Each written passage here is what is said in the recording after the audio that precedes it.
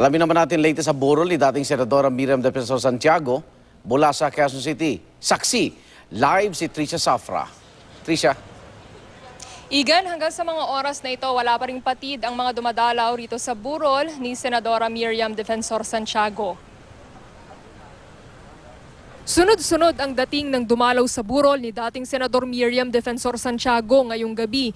Kabilang sina dating Pangulong Noynoy Aquino. She has made an indelible mark on our people, and I'm sure she has, throughout her life, contributed to the maturing of our political systems. At dating Pangulong Joseph Estrada. Kahit nga si Justice Secretary Vitaliano Aguirre II dumalaw. Nagkairingan sila ni Santiago noong impeachment trial ni Chief Justice Renato Corona dahil sa pagtatakip at pagpapagpag pa nga ng tenga ni Aguirre habang nagsasalita si Santiago. Lesson, pag nagkaroon kayo ng kagalitan, huwag mo nang hintayin tulugan mo lang but reconcile with each other as soon as possible.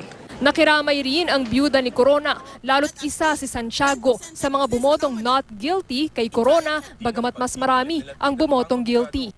Nagtungo rin sa burol ang ilang kilalang babaeng lingkod bayan, kabilang si Vice President Leni Robredo.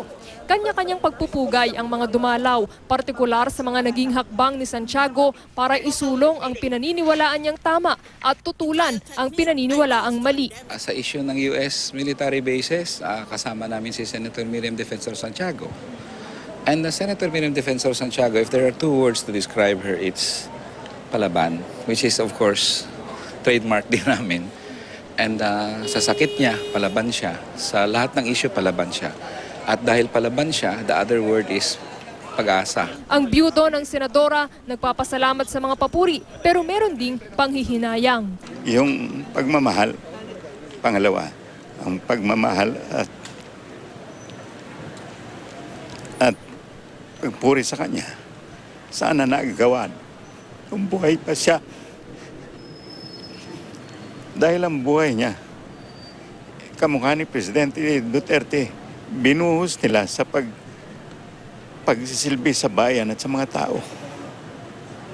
Pero nung buhay pa siya, hindi nabigyan ng ganung kwan.